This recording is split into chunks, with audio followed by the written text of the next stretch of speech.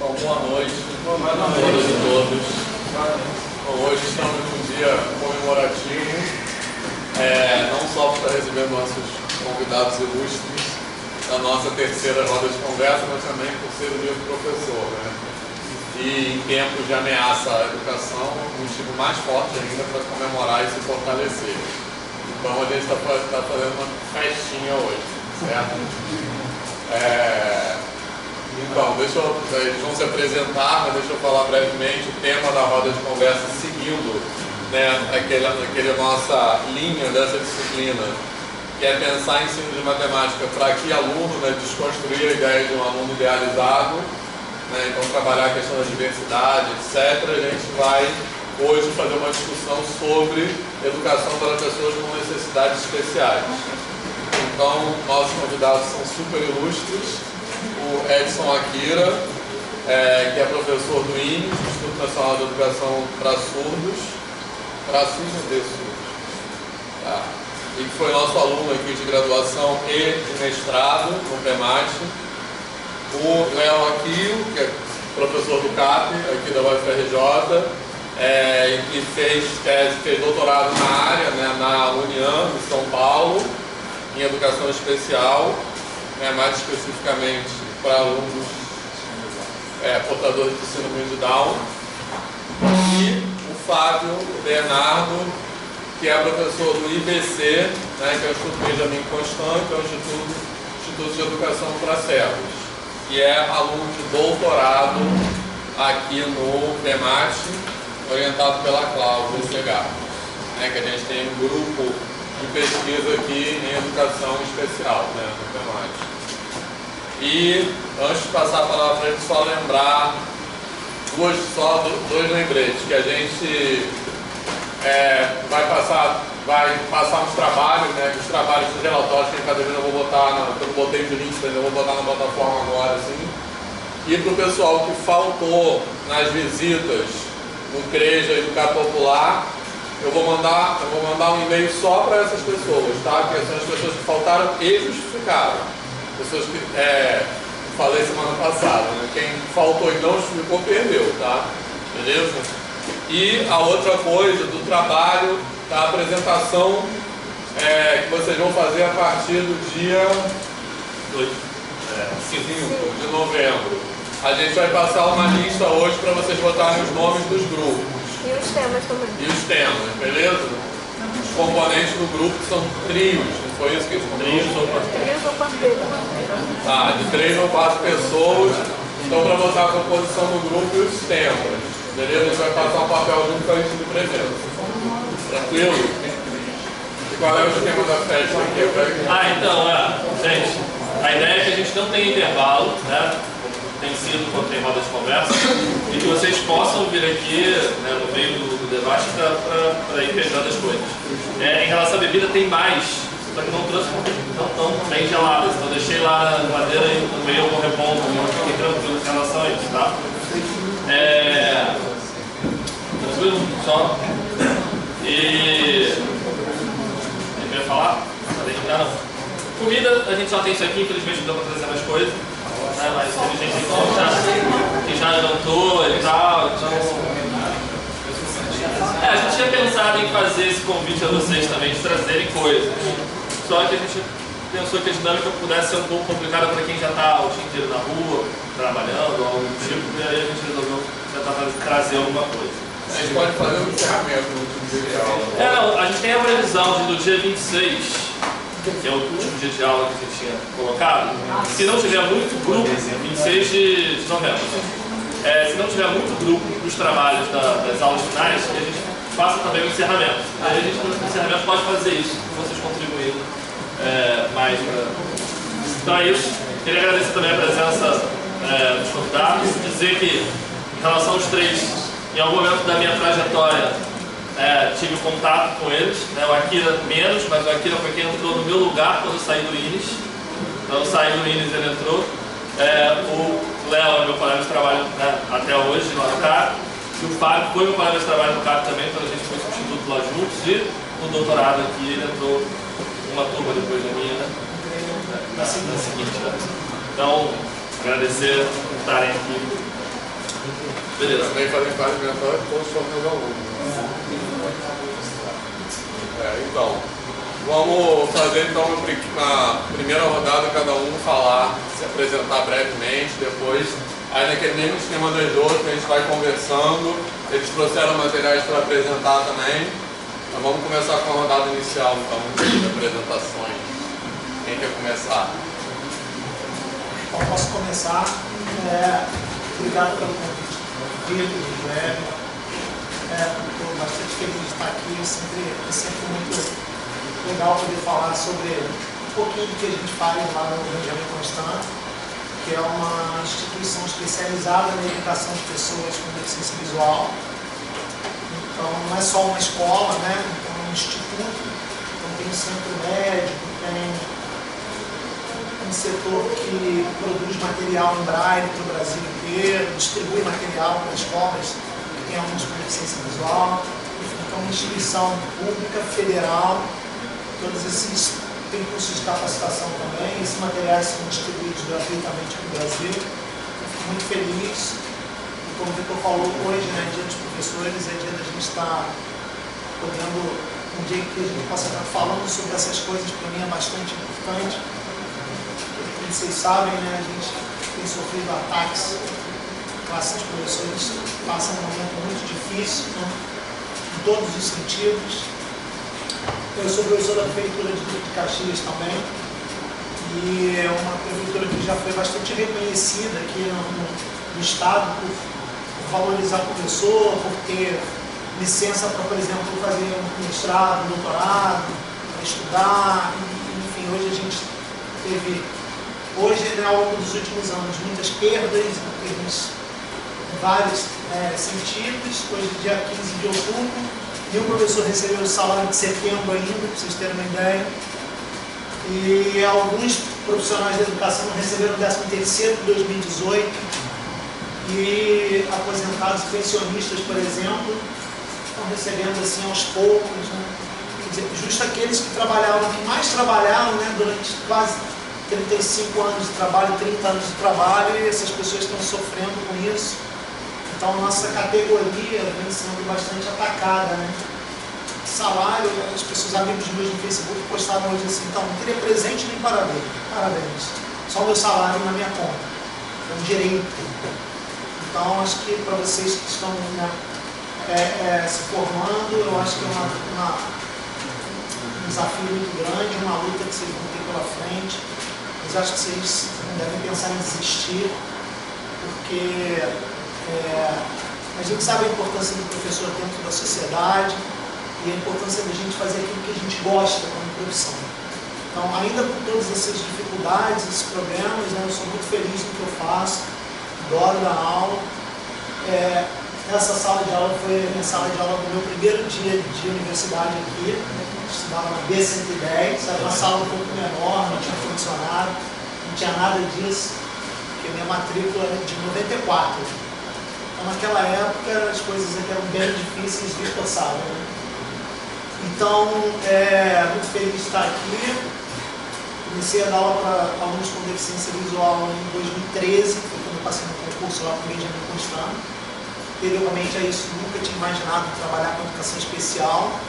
Isso foi uma coisa que aconteceu na minha vida, uma oportunidade, passei no concurso e a minha vida acabou, né, indo para esse caminho que me deixou muito feliz por isso.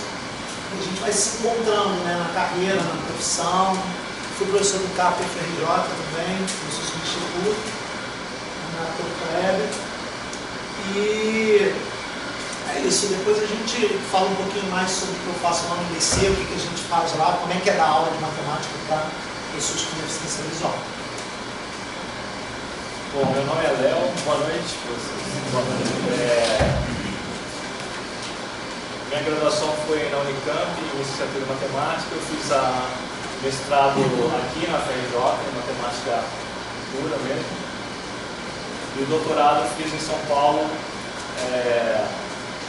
em 2012. Quando eu entrei no doutorado, eu queria fazer algo relacionado à matemática dos anos iniciais.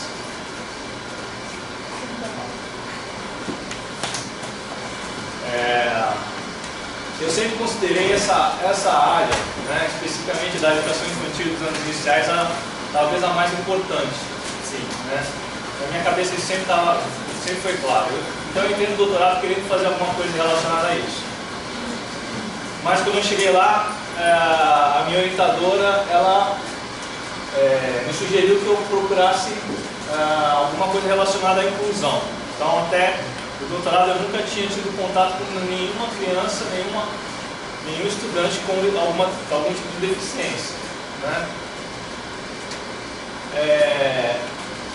E aí eu encontrei, buscando na internet, um artigo que dizia que as crianças com síndrome de Down, elas tinham dificuldades com contagem, né? Então contar até 10, por exemplo. Então aquilo me surpreendeu demais, né? Como é que uma pessoa vai poder entender coisas além da contagem se ela não sabe nem o conceito de 7, por exemplo, né? Então eu tomei isso como um desafio, né? E aí foi a partir daí que eu comecei a pesquisar nessa área, né? Mas atualmente eu não pesquiso com alunos, também não tenho alunos com algum tipo de deficiência, né? É difícil a gente pesquisar nessa área da síndrome de Down. Já tentei contato com outros colégios, com o colégio Carolina Patrício, na Barra, e tem uma turma específica para síndrome de Down, mas os pais não quiseram participar de nenhum tipo de pesquisa, né? E aí o que aconteceu, que eu descobri que assim, quando eu fiz a minha tese, eu vou mostrar para vocês alguns resultados, eu percebi que a aquisição do conceito de número cabe muito bem na educação infantil, né? A gente começa a entender o conceito de número lá pelos 4 anos, mais ou menos. Então a minha pesquisa hoje é mais voltada para a educação infantil, né? Então eu penso que muita coisa que eu puder desenvolver na educação infantil possa ser aplicada a outras, na verdade para qualquer pessoa, independente se tem deficiência ou não, né? Então esse é o quadro geral. Boa noite. Agradecer pelo convite. Eu fiz a licenciatura em matemática aqui, a especialização, mestrado, participei do projeto final pesquisando ensino para deficiente visual e surdez. Fiz uma disciplina depois do doutorado. É muito marcante assim, para mim esse convite. Acho que eu estou até mais nervoso de quando você chamar para falar fora. Atualmente eu estou fazendo uma pós-graduação em Libras aqui no FRJ também, ensino, tradução e interpretação, e eu estou pesquisando, fazendo uma análise da interpretação da prova do Enem, que foi uma tradução da língua portuguesa para a língua de sinais. Eu estou fazendo uma análise mais com o viés da tradução, mas é claro que isso, um pouquinho do conhecimento matemático que eu tenho vai me ajudar nesse processo tradutório. Atualmente o que eu estou pesquisando é isso aqui na pós. Eu também sou tradutor e intérprete certificado pelo MEC, né? Eu trabalho no INES, que é uma escola de surdos, e aí inicialmente eu separo que até o decreto 5626 ele vem especificando que surdos são aquelas pessoas que se utilizam da língua de sinais para se comunicar, né? Ele deixa bem claro isso. Então eu entendo que tem o surdo e tem o deficiente auditivo. Algumas pessoas não compreendem dessa forma, né? Então tudo que eu vou falar aqui tem pessoas que têm pensamentos divergentes, e eu acho que isso é importante também. Eu acho que na divergência que a gente cresce, que a gente amadurece, que faz essas reflexões acerca daquilo que eu acredito como sendo verdade para a educação. Então eu entendo que surdo é aquela pessoa que se utiliza da língua de sinais para se comunicar, para interagir com o mundo, para receber essas informações. Por que isso? Uma vez eu fui dar uma assessoria certa vez em Resende, eu acho, e a pessoa falou assim, um conhecido meu ficou surdo por 20 anos, perdeu a audição por 20 anos, mas ele faz leitura labial, ele lê, escreve português, ele não gosta de Libras, ele não usa Libras, ele não tem contato com o surdo. Na minha concepção, ele é um deficiente auditivo. Ele não é um surdo, tá? A minha concepção, tem pessoas que divergem. O cara não escuta, ele é surdo. Mas aí parte mais para uma visão clínica, né? Então, porque tem duas visões, tem uma visão clínica e uma visão socioantropológica da surdez. Pessoas que olham para o surdo como alguém que é deficiente, que não ouve, que perdeu a audição, logo eu preciso fazer uma correção, que é uma visão mais que o médico tem, o fono tem, não todos, mas alguns, e tem uma visão socioantropológica, que é você olhar para o surdo com um grupo de pessoas que não tem nenhuma limitação a nível de aquisição de conhecimento, mas que interage com o mundo por uma outra língua, que é a língua de sinais. E desde que respeitadas essas especificidades, eles têm condições de aprender o que você quiser ensinar para eles. Essa é a visão que eu cito, que é uma visão socioantropológica, onde eu enxergo o surdo como uma minoria linguística. E aí a língua de sinais entra como uma questão muito forte, né? É a língua que ele se utiliza, é a língua que ele vai aprender, é a língua que ele interage com o mundo, é uma minoria linguística. E aí eu fiquei sabendo também que veio um indígena aqui falar, e as pessoas vão falar assim, então é a mesma coisa o indígena e o surdo. Não é. É uma minoria linguística, mas tem uma especificidade maior. Por quê? Por exemplo, se você pegar as minorias linguísticas, como os indígenas, os imigrantes, eles nascem dentro da sua comunidade que fala a mesma língua. Se pegar o indígena, o pai fala a mesma língua, a mãe fala a mesma língua, o pessoal em redor, os vizinhos, os familiares, todos eles falam a mesma língua.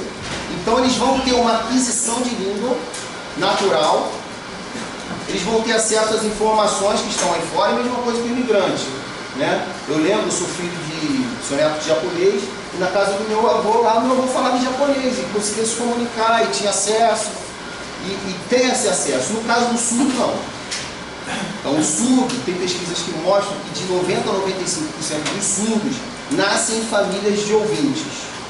Então, quer dizer, a maioria dos surdos, eles não têm uma aquisição natural de língua. Porque como eles não escutam, o que acontece? Eles não vão adquirir a língua portuguesa naturalmente.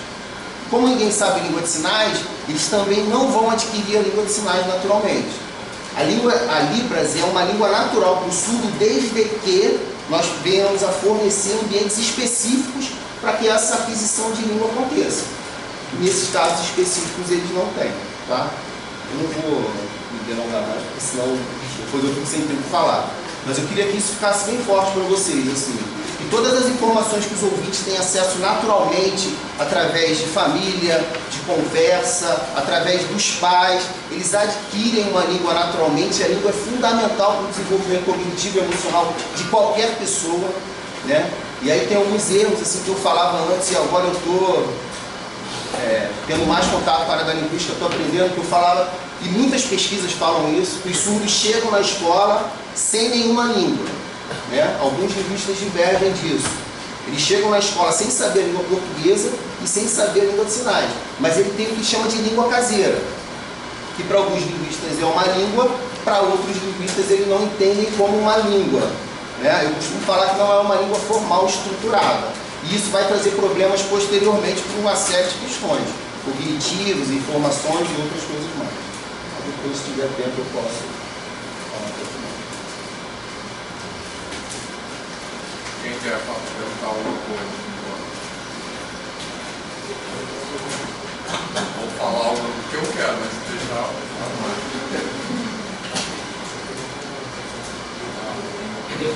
Boa noite, meu nome é Fabiano.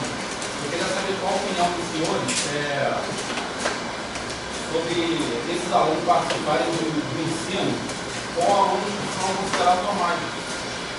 Qual a opinião dos senhores em relação a isso? Se é ruim, seria bom para eles? Então, você está perguntando o que a gente pensa a respeito da inclusão. A gente costuma dizer turma de escolas regulares e escolas especializadas. O Instituto Benjamin Constant e o INES são duas escolas especializadas. E as outras escolas são escolas regulares, onde qualquer escola pode ser considerada, pode atuar de forma a incluir os seus alunos. Então é assim, eu acho que a gente tem toda uma legislação, uma série de documentos, acordos nacionais e internacionais em que o Brasil é signatário e se comprometeu a seguir uma agenda de inclusão. E o que significa isso? Significa que um aluno com deficiências, uma pessoa com deficiências, ao ingressar numa escola, qualquer que seja essa escola, ele tem que, é lei, ele tem direito, né, a, por exemplo, um mediador de sala de aula, a uma equipe multidisciplinar que possa atendê-lo dentro de suas especificidades, precisa ter recursos materiais, recursos de tecnologia assistiva, por exemplo, no caso do cego, seria fundamental que a escola tivesse uma impressora Braille, o profissional que pudesse trabalhar, né, o Braille com ele, e o Soroban, que é um instrumento importante para se ensinar matemática, e uma série de questões, né, envolvidas no processo de inclusão desse aluno. Está tudo documentado e isso está previsto em lei. Então, incluir não é só colocar o aluno dentro da sala de aula. Então, assim, saiu um boletim, você pegou lá o seu histórico.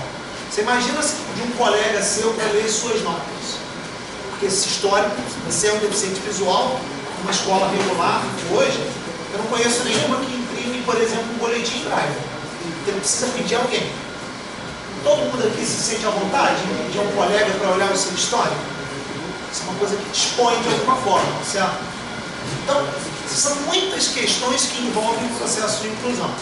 E aí a minha pergunta é, provavelmente vocês são alunos aqui, ex-alunos do Colégio Pedro II, do IFE, de outras instituições que recebem alunos com deficiência visual.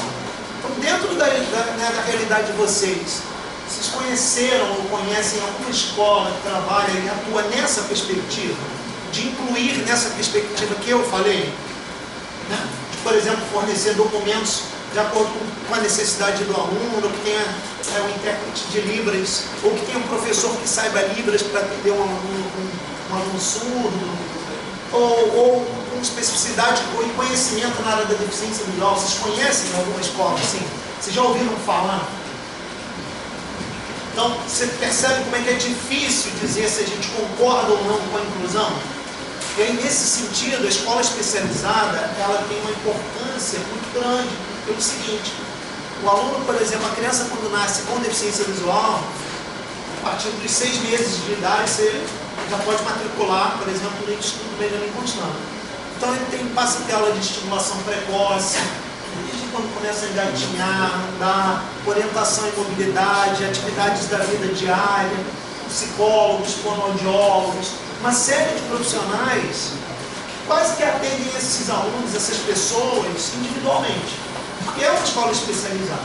Então ele aprende, ele é alfabetizado tanto na língua portuguesa quanto matematicamente, falando em braille. E aí ele não tem dificuldade de aprendizado, ele não tem, o cego não tem problemas cognitivos, a não ser naqueles casos que são mais complexos, que tem outras deficiências, a gente chama de múltiplas deficiências. Então você percebe que assim, eu, por exemplo, tudo o que eu faço, tudo que eu penso, tudo que a gente pesquisa, a gente pensa num cenário de inclusão. Porque vocês vão estar na sala de aula daqui a pouco e é bem provável que vocês tenham alunos com algum tipo de deficiência. Então tudo que a gente pensa, a gente procura atender a esse público, não só de alunos, como de professores. Porém é uma realidade que está muito distante, certo? Então, embora eu acredite nesse processo, eu acho que ele é fundamental e que o aluno precisa estar em contato com todos os outros, o aluno com qualquer deficiência, mas a escola não está preparada ainda para isso. Então, assim, ainda que eu acredite nesse processo, se eu viesse a ter um aluno com deficiência visual, eu ia matriculá-lo lá no Benjamin Constant. Se tivesse um aluno surdo, um filho surdo, uma filha, eu matricularia lá no IFES. Porque para mim essas instituições são fundamentais nesse processo de transição. Bom, respondendo levemente a minha opinião, tá? Eu acho que tinha que estar todo mundo junto e misturado. Eu esqueci de falar, eu tenho um filho autista. Ele tem 9 anos e ele é um autista considerado severo porque ele não fala, né? Então, assim, o Theo está na escola regular desde criancinha. Desde de 1 ano de idade ele está na escola regular. E atualmente ele está no 3º ano na escola municipal. né? Regular. Então eu vou depois expor porque eu considero que tem que ser junto misturado. Eu acho que esse assunto da inclusão ele é muito recente, né? Então, como o Fábio falou, as escolas, a maioria não está preparada, mas se a gente não se mobilizar, não vai acontecer inclusão nunca, entendeu? Então, a minha opção de colocar o TEL numa escola municipal é porque o município recebe qualquer aluno. Não é a escola particular que fala assim, não, a gente acabou as vagas aqui, a gente coloca dois alunos deficientes por sala. Então, na escola particular, na minha visão, não tem inclusão. Quem está mais adiantado é a escola pública. Justamente porque eles tiveram que sair da zona de conforto e começar a estudar mais sobre inclusão. Porque tem muito autista na escola pública, entendeu? Colégio de aplicação, a gente recebeu a primeira vez um aluno deficiente, acho que foi há 3 anos atrás. Até o ano retrasado, a gente nunca tinha discutido inclusão. Então, isso para o colégio de aplicação é um absurdo, né? Se você for pensar. Agora, a gente só começa a discutir inclusão quando tem aluno incluído.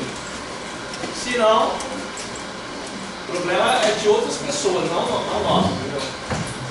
Então, a minha visão é que tem que ter aluno junto misturado para todo mundo começar a pensar sobre a inclusão. Né? No caso das crianças com síndrome de Down também. Pelo menos as que eu conheci, todas elas se iniciaram na escola regular. Tá?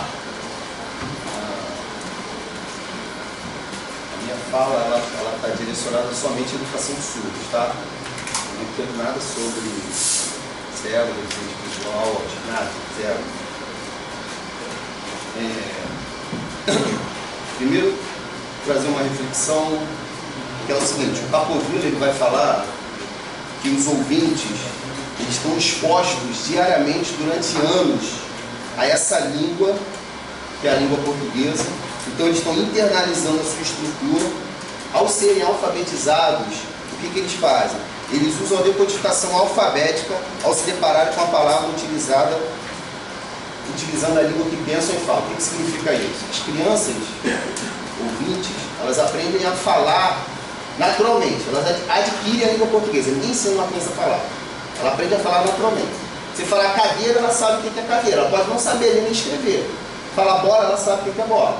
Quando ela vai ser alfabetizada, o que acontece? Eles usam essa decodificação alfabética. Existe uma linha direta entre o grafema e o fonema. Por exemplo, você vai falar para a criança B-O-B-O-L-A lá, bola. A criança sabe que objeto é esse. Então a criança ela já conhece. Então existe uma linearidade que eles falam. Então para a criança ser alfabetizada, basta teoricamente ela aprender esses fonemas. E sabendo esses fonemas, ela sabe ler bola, ela sabe ler bala, ela sabe o que é bala. Então esse processo de alfabetização é muito mais rápido. No caso do surdo, não existe essa linearidade entre grafema e fonema. Ele vai ler a palavra bola, ele não vai associar com o que ele escuta, porque ele não ouve. Então ele vai precisar de metodologias específicas para que ele possa aprender a ler. Porque essa palavra vai remeter a um sinal ou a uma imagem. Fora a carência de informações que essas crianças surdas têm. Eu fui para uma festa, eu estou ficando até meio maluco já. Eu fui para uma festa e eu fiquei observando a brincadeira das crianças. E eu acho que aquele animador era um professor de matemática desempregado. Porque ele brincava o tempo todo. Gente, forma grupo de 5 crianças. Gente, conta até não sei quanto. Quantas informações essas crianças estão adquirindo naturalmente em casa, com os pais, com a família. Coisa que é vedada aos surdos. Isso é cerceado aos surdos. Crianças que sentam na mesa com o pai, mãe, os irmãos, todo mundo conversando, rindo, e a criança fica lá sem entender nada, sem saber nada, não sabe o que eles estão falando. Então esse é o quadro principal. Quantas informações de televisão, de jornal, que às vezes a criança sentada na sala, ela está escutando o jornal, mas ela está recebendo informação. por menor que a compreensão que tem, essa criança está tendo essa informação. Quando essa criança entra na escola, existe uma defasagem muito grande entre os surdos e os ouvintes. E aí você aplicar metodologias específicas para os ouvintes, para essas crianças surdas, eu acho muito injusto. Eu trabalhei muitos anos na escola inclusiva e na escola bilíngue, que é o Índios. Hoje eu só trabalho no Índios, eu pedi exoneração em Caxias. Eu fiquei só uns 5 meses sem receber, aí eu achei melhor pedir exoneração. Então o que acontece? Então eu acho muito desigual, uma covardia com essas crianças surdas, na minha opinião, tá? Então, esse é o primeiro ponto. O segundo ponto, que é a questão legal. As pessoas, eu escuto muitas pessoas falando assim, ah, mas é lei, e nós precisamos cumprir a lei. Ok, não estou pregando anarquia aqui, tá, gente? Mas eu acho que as leis precisam ser discutidas. Por exemplo, se nós pensarmos há muitos anos atrás, a escravidão estava dentro da lei. Então nós precisamos parar para refletir o que é melhor para essas crianças. A própria Declaração de Salamanca, que é muito usada para defender a inclusão de surdos, vai falar assim, ó, face às necessidades específicas de comunicação dos surdos e de surdos cegos, seria mais conveniente que a educação fosse ministrada em escolas especiais ou em classes ou unidades especiais nas escolas comuns. O próprio documento indica para que essas crianças sejam incluídas, ela fala assim, opa, peraí, no caso dos surdos, eles têm uma outra língua. Então eles precisam de um ambiente específico para que se possa fornecer esse conhecimento respeitando essas especificidades. Outra coisa está na questão da aquisição de língua, né? Como eu falei, uma língua você não aprende, a sua primeira língua você não aprende, você adquire. Então às vezes pegam uma criança no primeiro ano, no segundo ano da educação infantil e bota lá na frente e fica o intérprete assim, ó. Será que essa criança está aprendendo? Será que ela está adquirindo a língua? Ela precisa interagir, se for ler Vygotsky, se você for ler, tem vários estudiosos que tem uma questão social, interacional. Como é que a criança vai saber que é cadeira? Onde senta? Então se eu sentar na mesa, a mesa é a cadeira? Não! Então quer dizer, tem toda uma questão aí muito importante para ser discutida, eu acho que precisa ser discutida. E tem um artigo também do GT13 que discute diferença entre inclusão e educação matemática, falando de matemática, da aluno. Sabe o que é GT13? Não sei se a gente já falou alguma vez disso aqui, que a Sociedade Brasileira de Educação Matemática, né, ela... Oi? Então, a Sociedade Brasileira de Educação Matemática, ela é dividida em GTs, grupos de trabalho, e esses grupos de trabalho, basicamente, eles têm várias atividades, dentre elas, eles se reúnem presencialmente no CIPEM, que é o evento que chama Seminário, Simpósio Internacional de Educação Matemática, que acontece a cada 3 anos. O último foi ano passado, em Foz do Iguaçu. O próximo vai ser em Uberlândia, em 2021, portanto, não é isso? E essa... Então, como eu falei, ela é dividida em GTs. E esses GTs são temáticos. Então, por exemplo, tem GT de formação de professores, que é o que eu faço parte. E o G, que é o GT7. O GT13 é o GT de inclusão. Diferença e inclusão, que na verdade foi um GT mais ou menos recente, né? Ele foi, acho que, o penúltimo a ser criado. 2016. No CIPEM anterior. Então esses GTs também, que é legal vocês conhecerem, eles se reúnem presencialmente nos CIPEMs a cada 3 anos, mas vários deles têm outras atividades, além dessas reuniões presenciais. Eles editam livros, por exemplo, eles fazem eventos, não sei se o GT13 faz algum evento fora do CIPEM, que é bom divulgar. Inclusive, amanhã começa um... Ah, é verdade. Vamos falar sobre isso também. Então vai ter, inclusive, um evento que vai ser aqui no Rio, na Estácio, do Nova América, que é um evento sobre educação matemática inclusiva promovido pelo GT13, né? Então é legal, dependendo dos interesses de vocês irem se familiarizando com essas coisas. Vamos continuar aqui. E aí o GT, não tem problema não. E aí então nós vimos uma questão legal, Quer dizer, a própria declaração de Salamanca que orienta pela inclusão, ela fala que no caso dos surdos seria interessante isso. Tem a questão da aquisição linguística, que eles vão adquirir uma língua ali junto com as crianças, então eles precisam dos seus pares.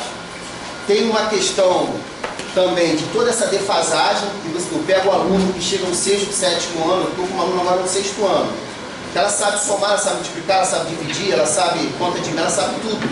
Mas no primeiro dia de aula eu comecei a sinalizar, ela começou a chorar. Ela não estava entendendo o que eu estava sinalizando. Então, e além disso tem o GT13, que aí no GT13, que é um artigo que eu acho muito interessante, que ela fala inclusão num conceito contestado, tá? E aí vai falar assim, o conceito contestado pode ser compreendido como conceito sem um significado bem definido. O que significa incluir? Incluir é estar junto? Incluir é colocar todo mundo junto? Ou incluir é possibilitar que essas crianças tenham acesso ao conhecimento que é fornecido aos ouvintes, de forma que respeite a sua língua e as suas especificidades? Então eu acho que essa que é a discussão que precisa ser levantada urgentemente. O que é incluir? É pegar a criança e colocar dentro da sala. E existem várias pesquisas, eu já li várias, falando das dificuldades em salas de aula, inclusive de comunicação. Inclusive tem uma tese de doutorado que fala que em vários momentos, depois da aula, tirava o intérprete e o aluno surdo, colocava num ambiente específico, e o intérprete não entendia o que o surdo falava, nem o surdo entendia o que o intérprete falava em vários momentos, num ambiente específico. Imagina isso em sala de aula, né? Tem outras questões que podem ser abordadas aqui, mas eu acho que, é claro, que assim, eu não sou louco de falar assim, a inclusão ela teve sua importância de trazer esses alunos para dentro de sala de aula, falando surdo só, tá? Teve essa importância de trazer os surdos para a sala de aula. Agora é o momento de se pensar qual é a metodologia, qual é o ambiente melhor para que essas crianças possam ter acesso a esse conhecimento que muitas vezes eles não têm nem em casa, nem o básico, nem troco de dinheiro, de dar 50 reais, pagou 10 reais, quanto que eles têm de troco? Como é que você vai trabalhar isso numa sala com 30, 40 alunos? Na minha concepção é inviável. Nos casos onde, que, por exemplo, se tiver, sei lá, um surdo lá no interior, não tem, aí que se faça a inclusão. Mas que se priorize salas bilíngues, salas onde se tenha só alunos surdos e que tenha professor dando aula em língua de sinais. Essa é a minha concepção para a educação de surdos, tá? Não estou generalizando as outras áreas, porque eu não tenho conhecimento, não tenho como falar sobre. Eu queria fazer alguns comentários. Que assim, primeiro, eu acho que só para essas fases iniciais dá para perceber a complexidade do tema, né? E como, quando a gente fala de educação para pessoas com necessidades especiais, como isso tem uma variação muito grande, né? Como a Kira está falando. Tipo assim, o que eu estou falando é com relação a surdos. Então, como essa área é diversificada e complexa, né? Como isso é um mundo, envolve questões que são muito, assim, complexas mesmo, tanto do ponto de vista acadêmico quanto do ponto de vista político, né? Assim. E eu acho que tem uma coisa que tem a ver com, talvez até o Léo possa falar mais um pouco, que tem esse autora, que eu não sei se vocês ouviram, que o Akira mencionou agora, que ele falou, esse texto é da Lulu, né? A Lulu é a Lulu Healy, que é uma pesquisadora inglesa, que foi orientadora de doutorado do Léo, que passou muitos anos morando no Brasil, né? Não lembro quanto tempo, mas uns 10 anos. Uns 10 anos morando no Brasil, é minha amiga pessoal, inclusive, e é uma referência mundial em educação matemática inclusiva, né? Então, uma ideia que a Lulu trabalha e discute bastante, eu acho bem interessante a gente pensar, que eu não sei nem traduzir, é a ideia de uma perspectiva non-ableist, que é da habilidade, né? Seria que é esse ableist em inglês, tem a ver com a gente pensar numa educação a partir do aluno que é hábil e do aluno que não é hábil, né? É o capaz e não capaz. Então esse non-ableist é uma perspectiva teórica que nega isso, né? Da gente pensar numa educação orientada pela diferença e não pela capacidade de um e menos capacidade dos outros, né? Assim. Então, acho que é uma maneira importante, que é bem assim, difundida teoricamente em educação matemática, para a gente problematizar a maneira que a gente pensa, né? Porque isso não serve só para uma turma na qual a gente tem alunos que são rotulados com uma necessidade especial, né? Mas uma turma sempre a gente vai estar trabalhando com a diferença, né? E muitas vezes a gente elege um tipo de aluno que a gente considera mais capaz que os outros, né?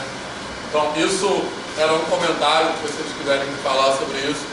E o outro é um depoimento, que é com relação à questão da invisibilidade, ou seja, como muitas vezes a gente invisibiliza certos grupos sociais. Então, o depoimento que eu queria fazer uma vez uma história que o Akira me contou, que me marcou muito, eu nem sei se eu já falei isso para ele, uma vez que eu estava lá no INGS, com relação a essa questão dos surdos que ele está falando. Então, uma vez que a gente estava numa reunião lá no INGS, ele me contou, depois ele pode contar melhor, a seguinte história, que lá no INGS estava tendo uma reunião que os pais foram lá, sei lá, por algum motivo. E aí chegou um aluno surdo com o pai. E esse aluno surdo era um aluno surdo, tipo adolescente, assim, e que tinha estudado a vida inteira no INGS. E aí o aluno surdo chegou com o pai do lado e o aluno falou uma coisa, uma frase em Libras. E aí o pai que estava junto perguntou, acho que para o próprio Akira, para alguém, falou o que ele disse em relação ao filho dele. Ele não entendeu o que o filho falou.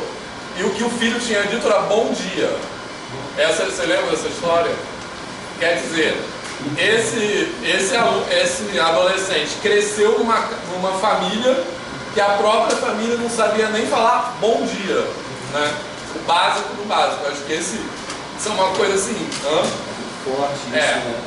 Porque eu vejo assim, às vezes tem questões que as pessoas em sala de aula, a pessoa tem dificuldade em matemática, então mas ele tem um acolhimento em casa, ele tem um acolhimento, mas no caso dos surdos, é uma ausência de informações, na minha concepção, generalizada. Agora está mudando um pouco com essas mídias sociais e tal, então eles conversam em língua de sinais. E é muito interessante isso, porque, por exemplo, às vezes eu estava com um surdo que trabalhava em Caxias, eu estava com uma dificuldade, eu estava mandando mensagem para ele me mandando mensagem, a gente não conseguia se comunicar. Aí minha esposa abriu aquela videochamada que ela tem no WhatsApp e eu sinalizei.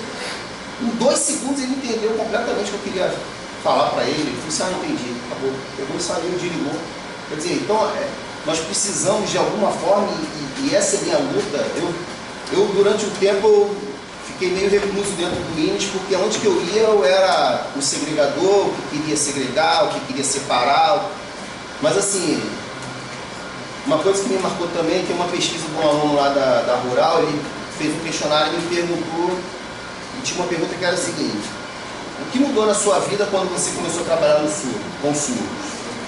Só que a minha vida não mudou quando eu comecei a trabalhar com surdo, porque eu já trabalhava com surdo antes de entrar no INGS. Só que eu olhava para o surdo e eu falava assim, coitado, passa, coitado, vai reprovar ele, precisa de um certificado, dá um certificado de ensino médio para ele arrumar um emprego. Até que eu comecei a trabalhar no INGS, até que eu comecei a aprender língua de sinais, até que eu comecei a conversar com eles, até que eu comecei a ver toda a dificuldade que é inerente na vida deles 24 horas por dia, todo sofrimento. Pais que estão gritando com a criança, criança que eu digo 16 a 17 anos, eu falo, pai, ele não está entendendo o que ele está falando. Ele está entendendo sim. Eu falo, você está entendendo o que está falando? Não, ele está nervoso. O pai fala, estou percebendo que ele está nervoso. Mas o que ele está falando, ele não sabe nem por que ele está levando uma bronca. Então como é que você vai pegar um aluno desse e colocar dentro de uma sala com 30, 35 alunos, usando metodologias, às vezes o professor de história está falando, dando aula, o intérprete sinalizando o tempo todo. Será que você vai fazer algum significado para o surdo? Às vezes, qual é o sinal de iluminismo? Assim. Mas o que é iluminismo? Não é só a palavra.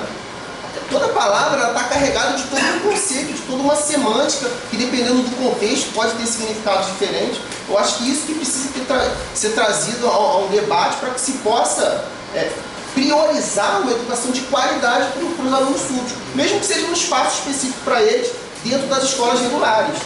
E na minha concepção isso é incluir, possibilitar que ele tenha acesso a esse conhecimento para que ele possa escolher o que ele quer ser na vida.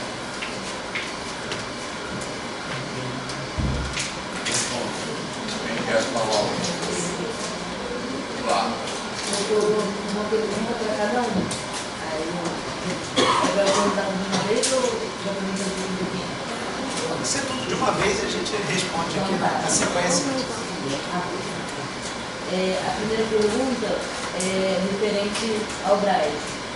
O que você acha dessa situação de que eu vejo muito que tem essas meio que rampinhas, né, para o pessoal tá andando e tal, só que está sendo meio que vandalizado. Não sei se esse é o termo, vandalizado. Tipo, as pessoas não conservam aquilo dali, acham que é não entendem que aquilo dali é para quem está precisando. E essa falta mesmo de, sei lá, um elevador com um significado em braille, uma mesa, um local com significado em braille. O que você acha dessa precariedade, né, da língua?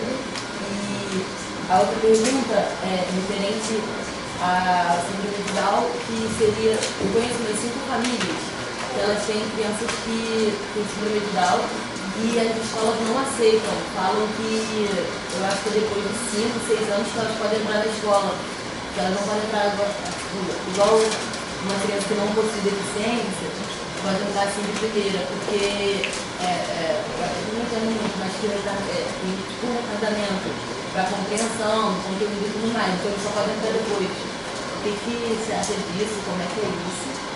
E a outra questão seria em relação a Libras, o que você acha desse absurdo que é que a Libras é a segunda língua oficial no Brasil e ninguém fala. Sei lá, uma minoria, muito minoria mesmo, consegue falar e o básico do básico. O que você acha disso? Tá, obrigado pela pergunta. Assim, que você estava se referindo são questões relacionadas à acessibilidade. E aí muita gente acha que a acessibilidade é somente colocar rampa, identificação em braille, ligada, a acessibilidade não está ligada somente a coisas estruturais e a acessibilidade física.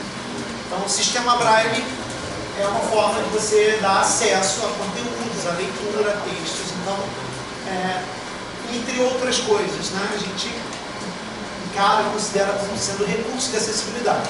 Softwares, por exemplo, já ouviram falar do Talkback? Talkback é um aplicativo que tem em qualquer telefone, ou iOS ou Android. Todos os telefones que tem Android e iOS têm Talkback, vocês têm isso no telefone de vocês, é só ir lá em acessibilidade. O Talkback, por exemplo, ele faz com que o aluno, que a pessoa cega, consiga, após ativar o Talkback, ter acesso a todos os aplicativos do telefone por meio de voz. Ele vai passando o dedo na tela do smartphone, ele vai lendo. Facebook, e-mail, o aplicativo que tiver, e-mail. Então o cego tem WhatsApp, o cego tem Facebook, tem redes sociais, tem Instagram, comenta foto, para vocês terem uma ideia. O cego comenta jogo de futebol segunda-feira na aula, discute impedimento. Ele escuta o jogo, escuta umas rodas de discussão de futebol e eles têm várias opiniões aí. Não porque ele não enxerga, que ele não vai discutir. Bom, então assim, a gente tem, embora parece até controverso, mas o Brasil está à frente de muitos países desenvolvidos nessas questões. Uma vez que a gente tem muitos cegos no Brasil, em detrimento a poucos cegos em países desenvolvidos. Porque a deficiência visual ela é uma questão de saúde pública, de uma forma geral, uma questão de saúde pública. Então assim, tem o cego, a pessoa que ficou cega por um acidente de carro, porque ficou cego depois de uma certa idade, porque teve uma doença. Mas as pessoas que nascem cegas, em geral, são problemas durante a gravidez da mãe, doenças que a mãe adquiriu na gravidez e que não foram tratadas da forma como deveria, problemas na incubadora. São problemas característicos de um país que não investe em saúde pública. Percebe? Então, a maioria dos alunos do Instituto Benjamin Constant, que fica situado na URCA, são das cidades periféricas. Então a gente tem alunos das cidades da Baixada, alunos de fora da região metropolitana do Rio de Janeiro. Então essa é a questão. Então a gente tem pesquisas e tem coisas avançadas no Brasil, porque a gente tem muitos cegos aí. Né? Onde tem acessibilidade? Em empresas que têm pessoas com deficiência, que contrataram pessoas com deficiência visual, perto do Instituto Benjamin Constant, os sinais de trânsito são sonoros. Quem for fazer disciplina lá na Praia Vermelha, puder passar, o Benjamin Constant ao lado né, da Praia Vermelha ali. Então tem o piso podotátil que ela falou. De fato, em vários lugares ele está depredado, as pessoas acham que aquilo ali, eu não sei quem pensa se é confeitar, não sabem o que é, né? Então assim, você tem shoppings, elevadores com identificação em braille, banheiro, mas isso é muito pouco, né? Então assim, empresas, grandes empresas têm essa preocupação. De uma forma geral, cidades do interior, cidades da Baixada, por exemplo, na Zona Norte, eu acho que, eu não lembro de ter visto esse tipo de coisa. No metrô, em algumas estações tem acessibilidade, né? Então, só para situar a sua pergunta, né, a acessibilidade é uma coisa bem ampla, e a nossa acessibilidade física e estrutural, ela é bem limitada a certos espaços, a certas regiões. Nem dentro das escolas, tem alunos com deficiência visual, existe esse tipo de acessibilidade, para você ter uma ideia. Quer dizer, a escola ainda não está mobilizada para isso, mas eu acho que isso é um processo, né, e a gente, é uma luta que a gente tem que travar todo dia. E aí eu acho que aí eu concordo com o Léo, que assim, ao colocar, matricular o filho dele numa escola pública, ele vai cobrar. Ele é uma pessoa que ele está cuidando da educação do filho dele, então bem provável que você esteja nessa escola com frequência lá cobrando, né? E eu acho que é esse o nosso papel, não só de cobrar das nossas coordenações e direções de escola, Secretaria de Educação, Secretaria Municipal de Educação Estadual, mas informar e conversar os pais e responsáveis dos direitos que eles têm. Ou seja, colocar na cabeça do pai que precisa cobrar. E vai cobrando. Falei com a diretora, do teu jeito. Vai na Secretaria de Educação, manda, hoje a gente tem acesso a jornais, né, telejornais por WhatsApp. Então, assim, é brigar porque o aluno tem o seu direito reconhecido. Sabe? A gente não está pedindo nada além, né, daquilo que a gente possa fazer. É só o mínimo que a gente não tem ainda. Bom, então, eu acho um absurdo o que você falou, né?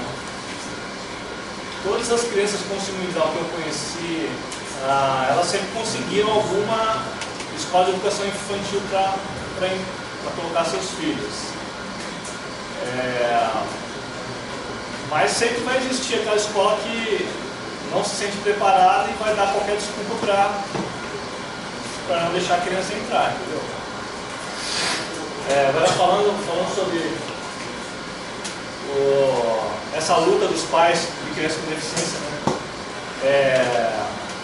A diretora da escola do meu filho, por ela, meu filho não estaria na escola.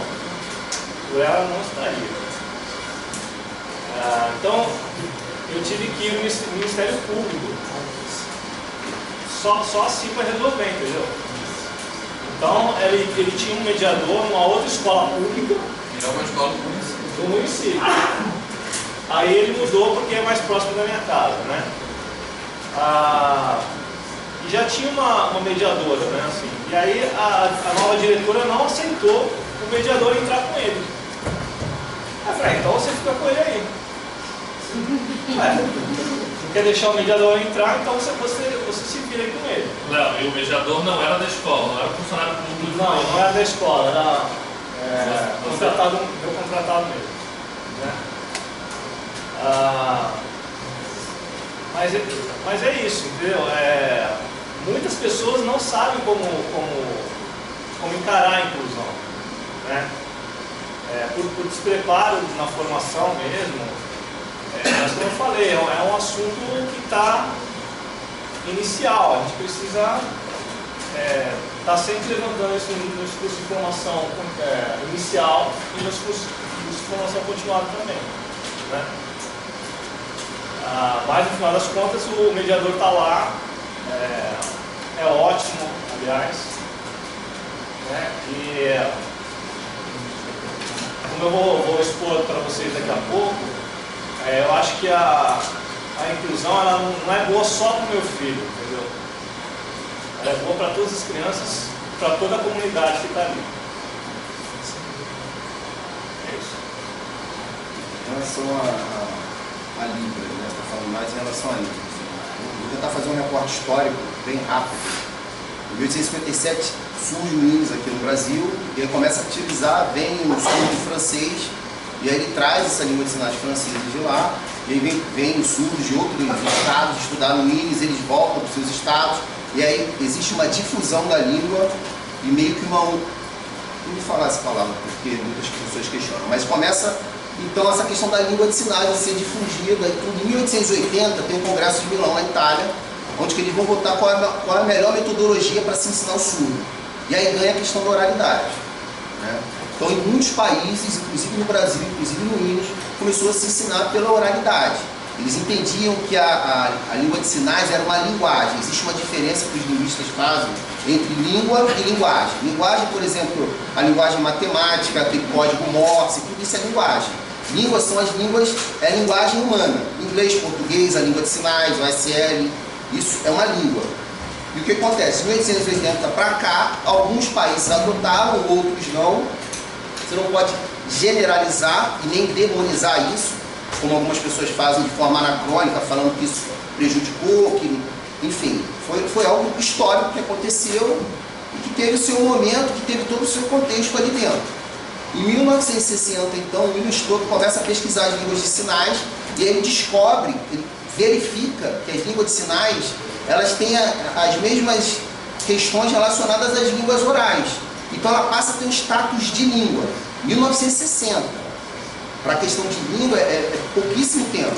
Então começa uma forte pressão pela questão da comunicação total, bilinguismo. Em 1993 começa uma briga dentro do INES para a questão da língua de instrução ser a Libras, para que se desse aula em língua de sinais, para que tivesse a disciplina de Libras. 1993, estamos em 2019, tudo muito recente. 2002, então, surge a lei de Libras.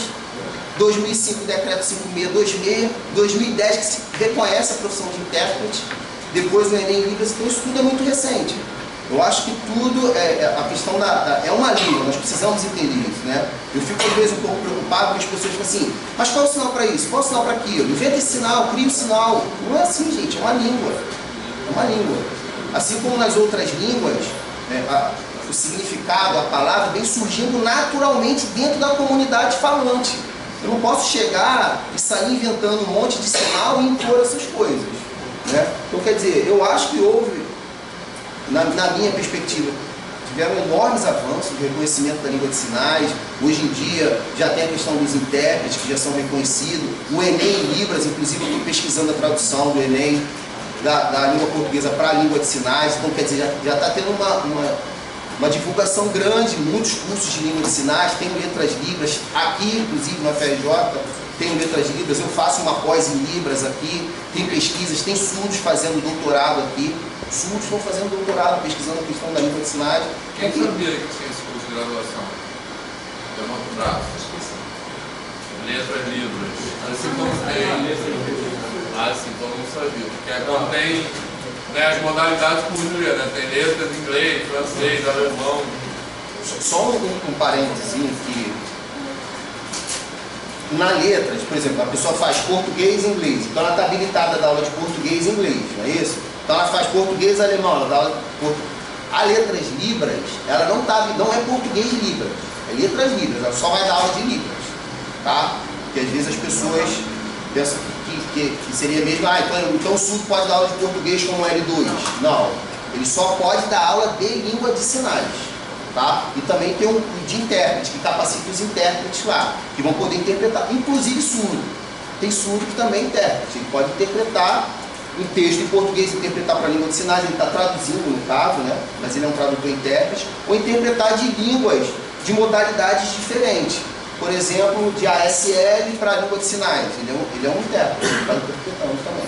Então eu acho que teve, assim, na minha visão, avançou bastante a questão da língua de sinais no Brasil. Só para falar, a ASL é a língua de sinais americana. Eu falo, mas vai saindo assim. Eu acho que vou fazer uma pergunta até mais alguém.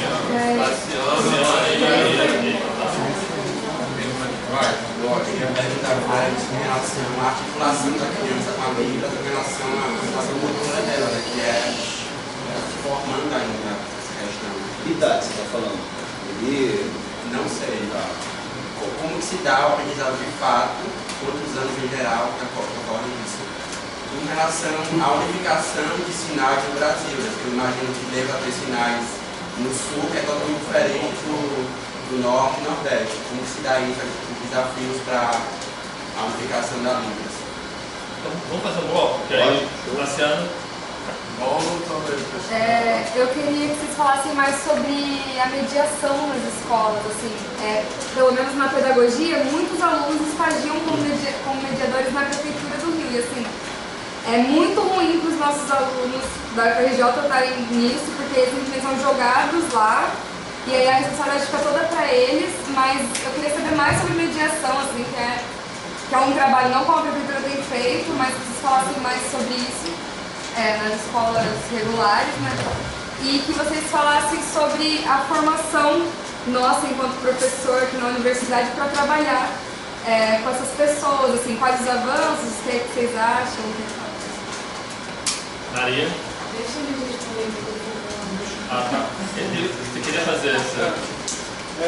Uma pergunta mais para ele, que é do Benjamin, é essa adaptação do Enem, porque assim, sempre que chega a época de Enem, sempre começa a circular essas imagens do tamanho do bloco de caderno do Enem para cegos, um negócio desse tamanho traduzido para Braille, que é completamente desleal para quem faz o Enem.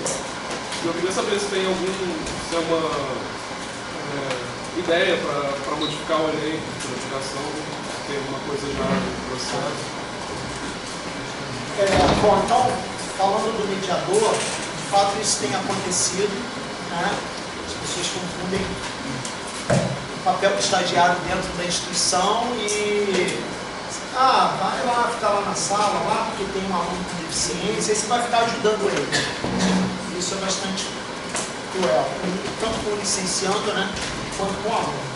Bom, não existe uma regulamentação, opção regulamentada de mediador educacional. A gente sabe que tem, assim, prefeituras que fazem concurso, contratam, e eles criam as próprias exigências.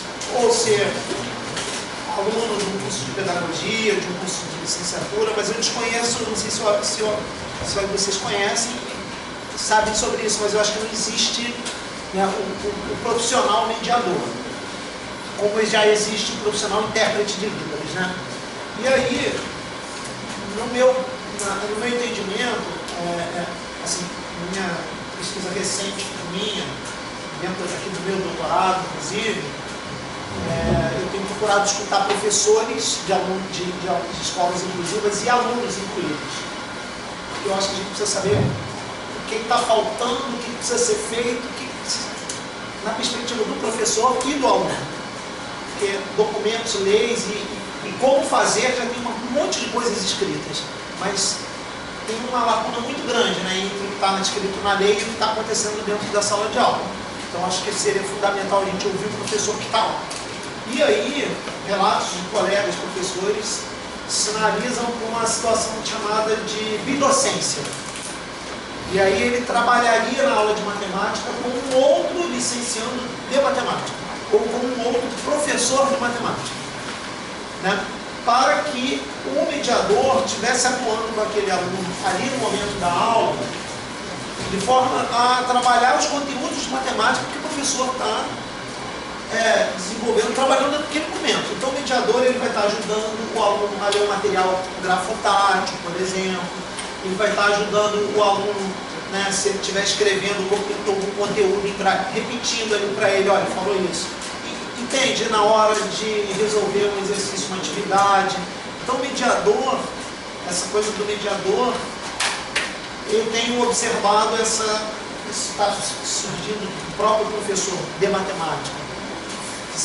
Deveria ser alguém com formação em matemática para as aulas de matemática. Né? Então, um intérprete de Libras, aí você pode imaginar como é que um intérprete poderia interpretar numa escola, da aula de inglês, de física, de matemática, de português, de geografia, teria que ser mega profissional. Né? Será que existe essa pessoa capaz de interpretar todas as disciplinas? A Kira pode falar melhor. Né? Então, essa coisa do mediador, eu penso que é dessa maneira. O mediador precisa estar ajudando, auxiliando o aluno e o professor. Eu acho que ele deveria ser alguém da área daquela disciplina ali. Então, essa questão da... Não sei se o termo correto seria esse, bidocência, mas que a gente tivesse um mediador que fosse da área daquela disciplina que ele está mediando. Tá? E a outra pergunta que você me fez, você falou do Enem, né? Então, o Enem, existe o aluno, hoje já tem o Enem em Braille, né? A prova adaptada para o Braille, a gente chama de adaptada, ou transcrita para o Braille. De fato, fica um caderno gigantesco. O aluno em Braille, ele lê os textos da mesma forma que a gente lê, enxergando, né? Lê com os olhos, então ele quer dizer na mesma velocidade, então ele lê muito rápido, então ele passa o dedo e vai lendo. Porém, ele tem muitas imagens. E aí ele pode optar por ter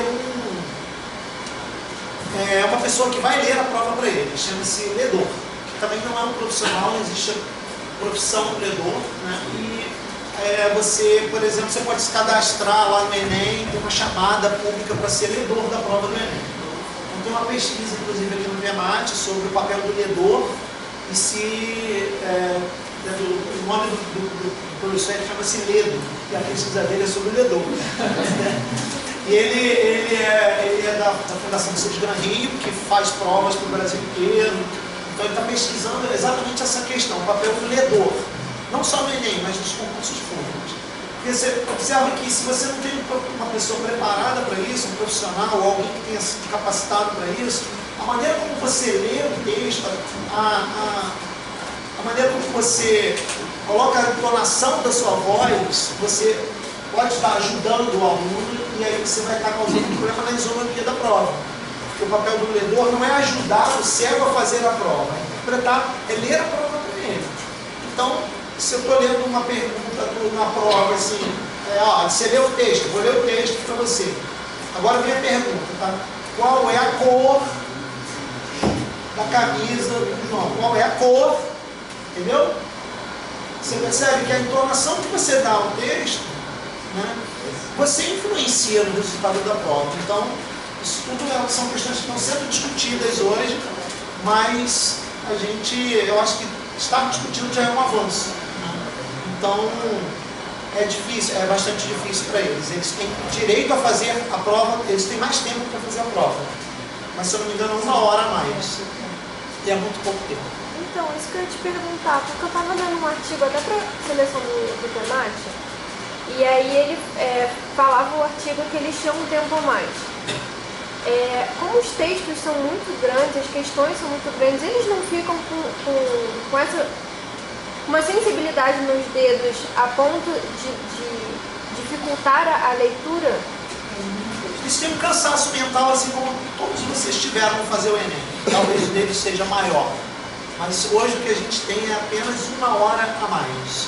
E aí o relato que a gente tem dos alunos é que eles não conseguem fazer a prova, né, em tempo, não conseguem terminar a leitura da prova, mas a leitura em si, em Braille, não causa cansaço, nem dificuldade. O aluno que usa o Braille, utiliza o Braille para escrever e para ler, isso não representa dificuldade para ele. Você fica cansado que escreve em Braille.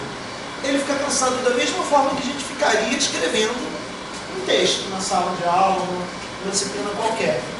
Tá? Mas a grande dificuldade é a prova, de uma forma geral, que é muito grande, muito extensa, e as imagens que não são adaptadas para ele. A adaptação das imagens e das figuras, essas são um grande problema na prova.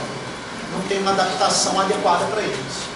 Gráficos da prova, se tiver, por exemplo, uma tirinha na prova, uma figura, por exemplo, um quadro, isso realmente eles não conseguem lidar com isso, eles pulam a questão e não conseguem fazer, porque a prova ainda não está adaptada totalmente para o aluno cego. Só complementando, eu sei porque isso que você falou, acho que ele diz uma hora que a sensibilidade do dedo está comprometida, não é? Isso, e ele não consegue... E ele não conseguiria, eu sei que tem coisas. Mas também tem uma questão que ele mencionou que eu achei interessante, você pode falar sobre esse processo, né? Por exemplo, ele fala de questões de geometria que diz assim, considere a praça em formato ou o caminho em formato de M. E isso totalmente necessário a questão, porque ele não sabe o que é uma questão de simetria da letra M. Essa questão foi esse artigo. E aí tem uma reta no meio ali do M, né? O lado esquerdo é simétrico ao lado direito, só que a letra M em braille não tem simetria nenhuma. Então, para ele, a letra M, simetria da letra M, mas não tem simetria na letra M. Então, isso para ele é artigo da Lula, inclusive, pessoalmente. Então, isso não tem sentido nenhum para ele. A prova, as provas de uma forma geral não são adaptadas. A OBMEP, por exemplo, é um fracasso. A OBMEP, um fracasso quando a gente pensa na questão do aluno com deficiência visual. Eu já estive na coordenação da OBMEP discutindo a prova, dizendo que a adaptação que é feita não tem sentido nenhum para eles. E eles prometeram para a gente que iam rever isso. No dia que eu fui lá, eu conversei com os caras que fazem a prova e falaram para mim assim, não me esqueço disso, quando eu estava saindo do ímpar. Você não sabe o tamanho do vespeiro que você meteu a mão. Vão te dar muito trabalho, vamos fazer a parceria com o Benjamin Constana, vamos repensar essa prova. Porque os alunos do IBC fazem a prova da OBMEP e vão para a segunda fase, sem fazer essas questões que têm apelo visual, eles resolvem as outras. Essas eles pulam, porque não tem como fazer. Você imagina uma questão de conjuntos, de interseção de conjuntos, então adaptar isso é difícil, saber, né? Uma região de uma interseção em desenho é muito difícil. Mas não aconteceu nada, isso tem uns 4 anos mais ou menos, a prova continua sendo da mesma forma, a prova é em braille, mas as figuras, as questões de geometria, por exemplo, a adaptação é muito incompreensível. Até pra gente, se você botar uma venda nos olhos e tentar interpretar qualquer coisa ali, eu acho que é incompreensível. Eles falaram que iam entrar em contato com o trabalho. Eles falaram que eles iam fazer uma parceria, porque tem muitos alunos com deficiência visual no Brasil inteiro fazendo a prova, e que a gente ia discutir as questões que demandam entendimento, que demandam, né, uma interpretação visual. Então ia adaptar essas questões. As sugestões que a gente deu eram sugestões de baixo custo, não era nada que ia onerar a prova, sabe? Não tinha que fazer, vamos ter que imprimir agora centenas de provas, adaptar centenas de provas, porque não são tantos alunos assim. E era uma coisa perfeitamente factível, mas nada aconteceu, infelizmente. Eles me chamaram porque eu mandei um e-mail, né? Eu, como era coordenador da escola, mandei um e-mail falando a prova que ninguém consegue fazer, essa adaptação não está boa, sou professor de alunos com deficiência visual, tarará. Aí eles me chamaram lá. Mas depois disso, infelizmente, nada aconteceu. Professor, só aproveitando o gancho da pergunta dela do mediador, vocês três já trabalharam com algum mediador na sala e o que vocês acharam da performance dele? Porque, ao meu ver, é mais algo assim, o município, o governo, estou colocando para cumprir tabela. Por exemplo, a minha esposa é fono e ela pegou estágio, porque é um contrato de 4 meses só, né? Então, quer dizer, a criança vai ter mais de um mediador no ano, e a única orientação que ela tem é ver, preste atenção se a criança quer ir no banheiro ou não. Não tem mais orientação nenhuma. Então, assim, eu queria saber se vocês já trabalharam com algum e se vocês conseguiram orientar essa pessoa na criança de casa. Só para não perder a questão da universidade também, da nossa formação, na nossa resposta que estava terminando para passar para... comentando sobre isso, mas depois a gente pode falar. Então, a questão da mediação é complicada, porque cada mediador é uma cabeça diferente, né? Então, o que acontece muitas vezes é que o professor pensa assim, chegou o mediador, ótimo, já me livrei do problema, deixa ele lá com o mediador, né? E aí o professor, como se não tivesse mais responsabilidade. Então, o ideal seria que você tivesse uma conversa do professor com o mediador, com a direção da escola, né? Para pensar num currículo adaptado, flexível, né? Para aquele aluno. Então, vou contar uma história de uma menina com síndrome de Down, que estava no 4º ano, e aí os pais chegaram na minha casa, né, desesperados, porque ela tinha tirado 5 em matemática, E segundo eles, ela só tirava 7.000 para cima. Aí eu peguei a prova, dei uma olhada, assim, né? Aí tinha uma questão assim, calcule 5/8 de 8.880, alguma coisa do tipo. Aí e aí a questão estava correta, né? A resolução estava correta. Aí eu descobri que ela tinha mediadora e ela usava calculadora, né? Então eu já vi toda a cena. A cena era a mediadora mandando ela apertar tais teclas lá, aperta igual, copia o resultado. Certo? Então, por quê? Aí eu dei papel lá, calculadora para ela, e pedi para ela fazer a mesma questão, ela não conseguiu fazer. Aí eu falei assim, vou facilitar, calcula metade de 2.000. Ela não soube fazer. Aí eu peguei 6 pinos, coloquei na mão dela e falei, me dê metade. Ela me deu 2 pinos. Isso significa o quê? Que ela não sabe nem conceito de metade. Impossível ela saber o conceito de fração. Então, o que essa mediadora, a professora, a direção da escola, e os pais estavam todos fazendo? Estavam todo mundo se auto-enganando. Entendeu? Então, tem que ter essa sensibilidade de alguém aí nessa história. Da mediadora, da professora, da direção, dos pais, tem que falar, não, está errado, ela não sabe nem o que é o conceito de metade. Por que ela está no 4º ano aprendendo a multiplicar fração, dividir fração, fração com operador, fração é reta numérica, entendeu? Se ela não sabe o conceito de metade, está perdendo tempo total isso. Então, uma coisa que eu gostaria que vocês levassem dessa noite é o seguinte: quando vocês terminarem a graduação, quiserem ser bons profissionais, vocês nunca mais vão parar de estudar. Nunca mais vocês vão deixar de estudar. Né? Então, não existe essa história de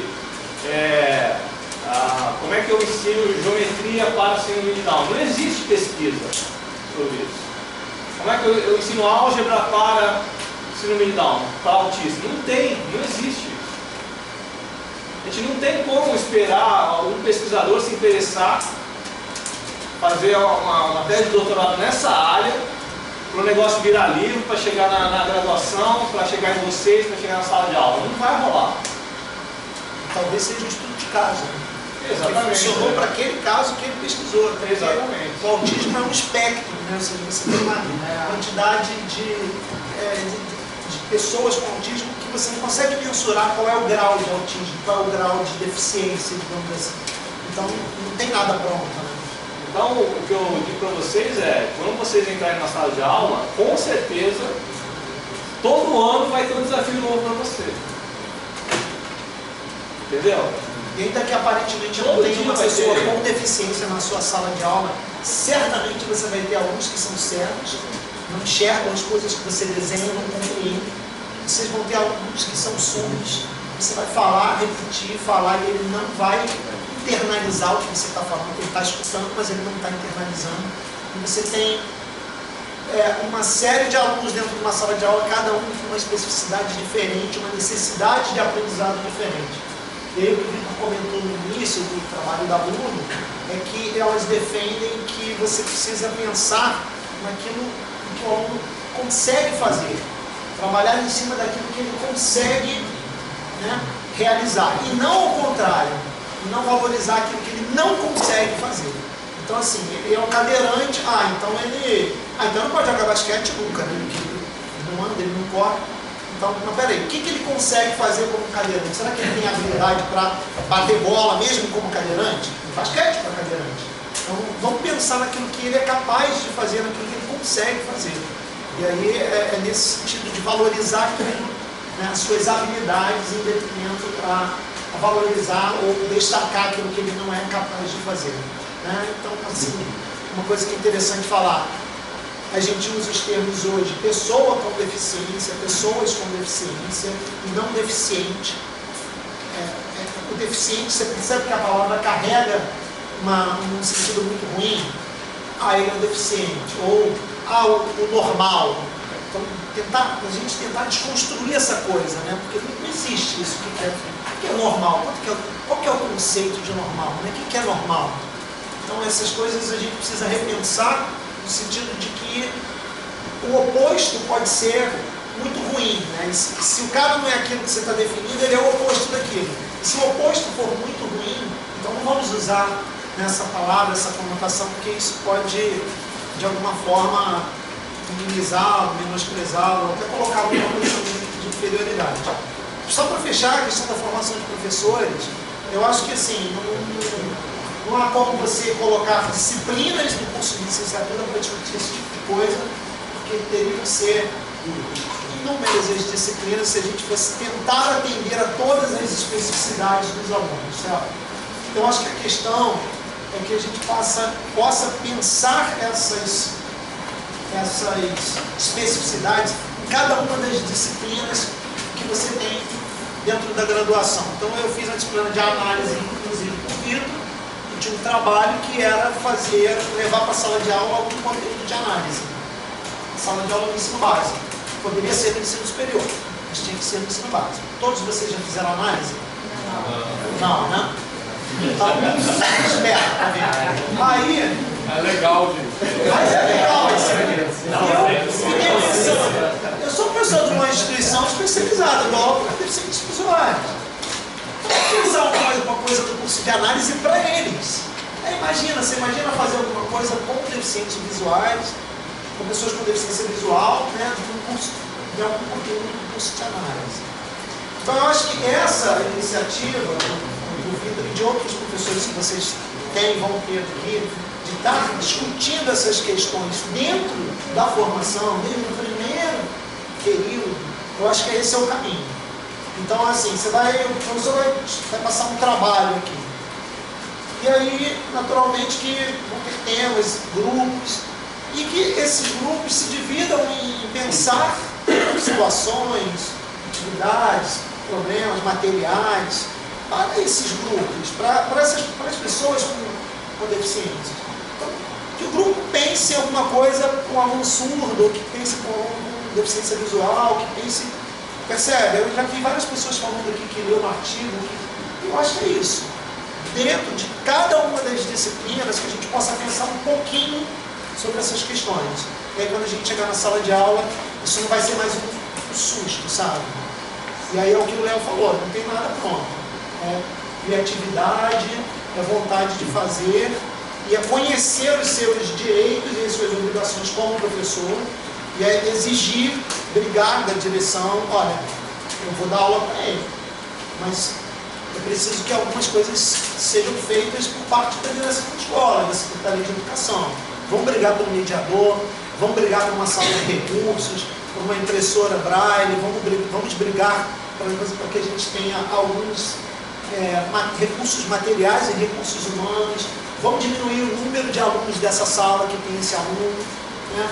Se o professor tem que trabalhar com 5 turmas, até a legislação aponta isso, que ele tenha menos turmas, para que ele possa se dedicar a um trabalho mais específico para aquele aluno. Então isso está na lei. O professor, como lei, tem direito a isso. Eu sei que é difícil de conseguir você brigar com a direção e falar, olha, eu quero deixar de dar aula numa turma para pensar nesse aluno. Você percebe que é um movimento, que toda a equipe de professores que tem esse aluno precisa brigar com isso. Nós vamos fazer, mas a gente precisa de apoio. Então, eu preciso de horário para me capacitar, eu preciso ir lá no INES fazer um curso, eu preciso ir lá no Instituto Benjamin Constant aprender um pouquinho do Braille, para eu poder atender esse aluno. Isso, a legislação garante. Embora a gente saiba que tem uma lacuna muito grande entre o que está na lei e aquilo que acontece na escola. Essa só acrescentando o que o Fábio falou, eu acho que realmente não tem como no curso de licenciatura cobrir toda essa complexidade, mas de fato o que falta dos currículos, dos cursos de formação de professores, são atividades, componentes curriculares que pelo menos sensibilizem para essa discussão. Porque até então, eu acho até hoje os currículos, eles meio que fazem de conta que não existe isso, né? Não tem... A gente está tentando botar no currículo novo uma disciplina obrigatória de educação matemática inclusiva, mas é uma disciplina, como vocês estão vendo aqui, ela vai falar um pouquinho de cada, ela tem um papel só de apontar caminhos, né? Porque um negócio é imenso essa discussão, né? Então, eu acho que a questão é você estar sensibilizado para isso. A gente fez também, quem fez alguns fundamentos comigo, lembra a atividade que a gente fez? Lembra, era uma atividade em que uma das pessoas tinha que ser o professor, um outro aluno e outro observador, só que um deles era cego, o outro deles era surdo, e o outro era mudo, não sei. Não, o outro era só relator. Só relator, isso. Quem ensinou foi a Helena e a Eline, essa atividade. Sabe qual é? Uma dinâmica que a gente fez aqui. Exatamente. Que era ensino de aula, de operações. Era uma operação que um tinha que comunicar para o outro, só que um sem falar e o outro sem ver. Uma venda no olhos. A gente já fez duas perguntas em relação a Libras, né? Das crianças pequenas, e a questão de unificar a língua de sinais. E também tem uma pergunta relacionada à formação. Já tem várias pesquisas, se você for numa perspectiva mais gerativista, quer dizer, toda criança, ela nasce pronta para aprender uma língua. Dependendo do meio que ela for exposto, dependendo do input linguístico que ela receber, ela vai adquirir uma língua. Se nasce uma criança que coloca ela lá no Japão, ela vai, no meio favorável, ela vai aprender uma língua japonesa. Com a criança surda é a mesma coisa. O único problema é que ela não tem um ambiente linguístico para adquirir essa língua naturalmente. Então, como ela não tem esses inputs, porque todo mundo oraliza e ela não escuta e ela não tem contato com o surdo, ela não adquire a língua de sinais. Mas já tem pesquisas que mostram que, inclusive, é da mesma forma que as línguas orais. Aprende primeiro o sinal, é lindo. Tem se alguém quiser pesquisar, da Ronice Quadros. Ela é especialista nessa área, ela é foda, os pais são surdos. Então ela é especialista nessa área, tem vídeos filmando durante vários meses. Como é que aí vai pedir água, aí faz como se a criança falasse errado, água. A língua de sinais também faz assim, com configuração de mão diferente. Depois muda para 2 sinais, depois muda para frases. Da mesma forma que a criança aprende a falar. Por quê? Porque é uma língua como outra qualquer. O único problema é que essa criança não recebe esses inputs linguísticos. Tem uma questão também que você falou de unificar a língua. Eu não sou a favor disso. Por quê? Ninguém fala, lá a mandioca aqui é macaxeira e todo mundo consegue se compreender. Todo mundo sabe o que significa. Isso se chama regionalismo. Então, cada região vai falar algo de uma forma diferente. É igual na língua de sinais. Na língua de sinais também tem o regionalismo. Eu não estou falando da questão das línguas caseiras, né? O que seriam línguas caseiras? Vou tentar, quando estiver falando as coisas, vou me detalhar mais, porque eu estou preocupado com o tempo. São línguas caseiras. Por exemplo, imagina um surdo que está numa certa região, que ele não tem contato com outros surdos. Ele vai se comunicar de alguma forma. Ele não vai fazer algo assim, como é Libras, mas ele vai fazer alguma forma, ele vai se comunicar. Aquilo ali são sinais para que ele possa se comunicar, que vai exercer um papel de língua. Mas é uma idiosincrasia, é próprio deles. Ele não vai conseguir, através dessa língua que eles criaram, se comunicar com a comunidade surda. Então essa é a questão muito forte. Então a língua de sinais, por isso que eles precisam ter contato com outros surdos e adquirir essa língua naturalmente. Tá? Não sei se eu respondi suas perguntas. E aí vai para a questão da formação. Na minha concepção de formação de professor, qual é o entrave que eu entendo? Essa questão de ter que colocar junto. Minha concepção, tá, gente? Só sobre educação de surdos que eu estou falando. Pelo amor de Deus, eu estou falando sobre educação de surdos. As outras áreas eu não entendo nada. Eu sei um pouquinho sobre educação de surdos. Eu trabalhei muitos anos na escola, inclusive na escola bilíngue. É o mesmo professor. Eu tinha proficiência em língua de sinais, para ser certificado pelo MEC como intérprete. O problema é que você não tem um ambiente que te favoreça a desenvolver as metodologias que são específicas a esse grupo. Essa é a questão. Ah, mas tem um intérprete. Mas o intérprete ele não tem conhecimento de todos os conteúdos. O intérprete não tem como saber matemática, português, história, geografia. Então como é que ele vai interpretar um conteúdo que ele não conhece? Na matemática é pior. Tem algumas pessoas que entendem, não são todas, mas tem alguns artigos, eu tenho até um artigo, depois se quiser eu posso disponibilizar, que quando você está dando uma aula de matemática, você está interpretando essa linguagem matemática para uma língua natural, para uma língua falada. Então tem uma linguagem matemática escrita, seja A sobre B tal, que não sei, aquilo ali é uma linguagem. O professor, quando ele vai dar aula, ele vai, vou colocar entre aspas, tá? Ele vai traduzir essa linguagem matemática para uma língua natural. E aí o que acontece quando tem o surdo? Ele faz uma tradução, que é da linguagem matemática para a língua natural, que é o português falado, e o intérprete vai fazer outra tradução, que é da língua portuguesa para a língua de sinais. Tem um dito que os tradutores não gostam muito, mas que é tradutor traidor, porque você nunca vai pegar. Tradução é algo muito complexo. Todo processo de tradução, de interpretação é algo muito complexo, de uma língua para outra. Tem N variáveis aí, cultura, conhecimento de mundo, cosmovisão, entendeu? O que você fala de uma coisa, eu posso, por exemplo, inclusão. O que é incluir? Cada um pode ter um conceito de inclusão. Inclusão é estar junto, para mim já não é. Então, quer dizer, quando vem uma palavra, essa palavra te remete a um conceito. Então, qual é o conceito para essa pessoa que não tem um profundo conhecimento de matemática? Então, tem essas questões que são importantes. Outra questão importante é a concepção que o professor tem do aluno.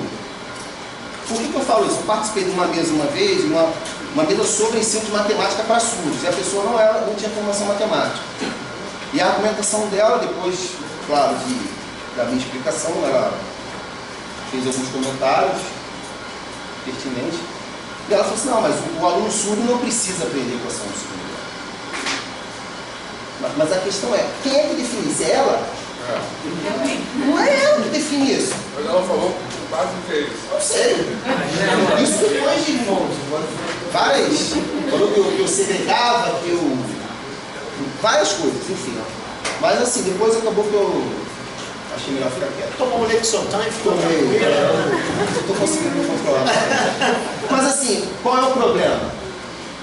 Principal que eu vi, não principal, mas um problema grave. Qual é a concepção que o professor tem do aluno? O Vitor, uma vez, numa aula de mestrado, ele falou uma coisa que me marcou muito, que é o seguinte: o aluno nunca vai aprender além daquilo que você espera dele. Então, se um professor que não conhece a língua de sinais, se não conhece a educação de surdos, se acha que ele é um deficiente, ele nunca vai esperar que o aluno aprenda nada. Ele vai falar com o intérprete, vai ensinando. Ensina. Transfere a responsabilidade que é do professor, é sua responsabilidade ensinar o aluno. Você não pode transferir a sua responsabilidade para o intérprete. Eu brigava com os surdos direto na escola inclusiva, porque ele ia perguntar ao intérprete. Falava, o professor sou eu, você tem que me perguntar direto, não é perguntar ele não. Pergunta direto que eu vou te explicar. Por quê? Porque ele acha que o tradutor intérprete é o professor. E aí o intérprete, o que acontece? Se o aluno é reprovado, a culpa é do intérprete, coitado. O que ele vai fazer? Ou ele faz como o Léo falou, vai dar uma ajuda, faz uma conta na calculadora, ou dá a resposta, ou faz para o aluno, e o aluno vai passando e finge que aprende, e aí vai levando. Qual é a concepção que eu tenho nessa perspectiva para a formação do professor? Se tivessem salas específicas para surdos, por exemplo, a Prefeitura do Rio tem inúmeros surdos, muitos surdos, que são colocados separados em cada escola. O que acontece? Você poderia priorizar salas bilíngues, salas somente com surdos, e que o professor desse aula em língua de sinais. Outra coisa, pessoal, língua de instrução em Libras é o professor dando aula em Libras, tem até sinal para isso. Não é um intérprete junto. Isso não é língua de instrução se é Libras. Tá? É claro que tem gente que discorda, tudo que eu vou falar aqui tem muita gente que discorda do que eu vou falar. E aí vocês vão ver, vão ler outras coisas e vão tirar a conclusão de vocês. O importante é apresentar um outro lado. Então o que acontece? Se tivesse salas específicas, inclusive tem uma pesquisa da Lacerda, quem quiser pesquisar depois, ela pesquisa salas multisseriadas. Eu era radicalmente contra isso. Hoje não, hoje já tem uma outra perspectiva. Eu vi uma palestra dela, eu tinha meu posicionamento contra, ela me apresentou uma série de dados, me apresentou a pesquisa dela, e ela falou, nossa, é importante isso, porque é a mesma língua. Você fala assim, tem que colocar junto. A zona de desenvolvimento proximal fala que você tem que ter o quê? Não adianta eu colocar uma pessoa que sabe muito e a pessoa que não sabe nada, a pessoa que fala uma língua e a pessoa que fala outra totalmente diferente. Então essas salas multisseriadas são importantes. E aí você faz uma capacitação para esses profissionais voltado para isso. Esse profissional tem que ser fluente em língua de sinais. Tem que ser. Você não vai dar aula numa escola bilíngue, onde todo mundo fala inglês, o professor vai botar intérprete? O professor dá aula como? Em inglês. O tempo todo falando inglês. Então a escola bilíngue, o professor tem que dar aula em quê? Em língua de sinais. Bilinguismo para surdo. E aí você começa a direcionar a formação do professor. Porque eu fico desesperado. Você, às vezes, vai numa reunião e fala assim, não, então vamos ensinar um pouco de matemática para os intérpretes, para que eles possam traduzir ensinando. Poxa, mas aí eu fico pensando, eu tive toda uma formação, eu vim no FRJ, licenciatura, especialização, mestrado, grupo de pesquisa. Eu tenho uma dificuldade de ensinar matemática para os surdos, de uma metodologia específica. Imagina um intérprete que às vezes não tem um conhecimento um pouco mais aprofundado. Como é que ele vai fazer? Como é que ele vai ensinar? Às vezes ele não sabe nem qual é o objetivo. Então, essa discussão da inclusão é importante também para direcionar o que se possa ser feito lá na frente para a formação desses profissionais. Eu sei que eu estou falando muito, mas deixa eu só concluir. Só uma pergunta, zona de desenvolvimento proximal que ele falou, todo mundo sabe o que é isso. Fala sério, gente, isso aqui não está. Zona de desenvolvimento proximal é um conceito que foi proposto pelo Vygotsky, né, que tem uma perspectiva da interação na aprendizagem. Né? Isso é um pouco uma reação a uma perspectiva sobre a aprendizagem que é basicamente pensada do ponto de vista cognitivo individual, né? que encara a aprendizagem como um fenômeno psicológico, cognitivo, solitário, individual da pessoa. Então, a zona de desenvolvimento proximal diz respeito à interação. Né? Então, é desenvolvimento proximal do que está próximo. Né? Então, que a aprendizagem se dá a partir da interação com os outros. Então, por isso, por exemplo, isso é um argumento para a gente falar por que não é bom educação em casa. Como é que é o nome daquele negócio? Como é que é? Educação doméstica. Beleza? Então é isso que aqui está falando, essa questão do surdo, da questão de como é que fica a interação com o outro. Né? Assim, que é uma coisa que, se a gente usar esse conceito de zona de desenvolvimento proximal, é o que determina a aprendizagem, segundo essa visão.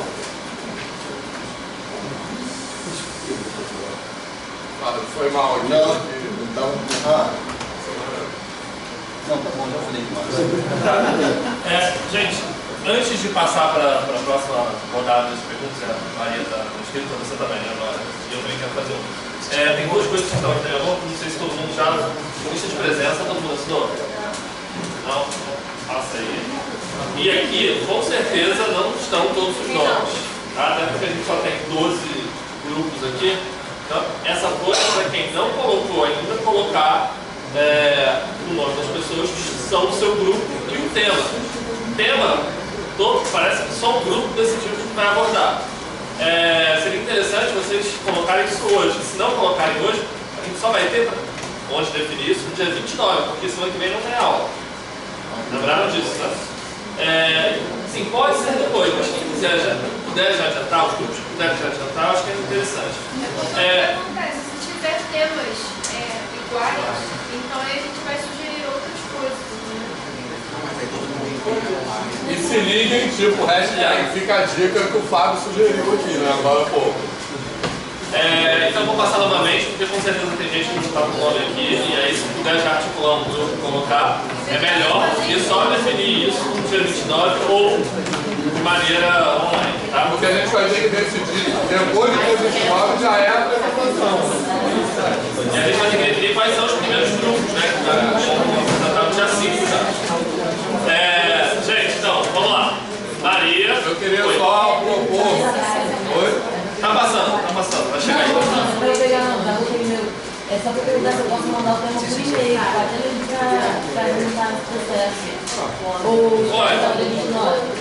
Pode, mas manda por e-mail e identifica quais são os integrantes do grupo, tá?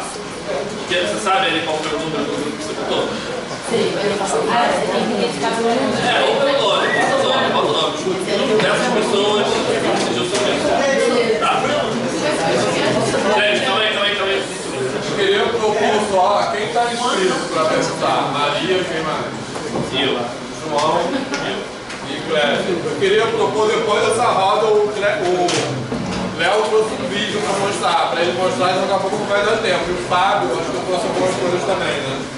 Trouxe. É para projetar? Tem coisas para passar para eles verem aqui, para ter uma ideia do que a gente faz.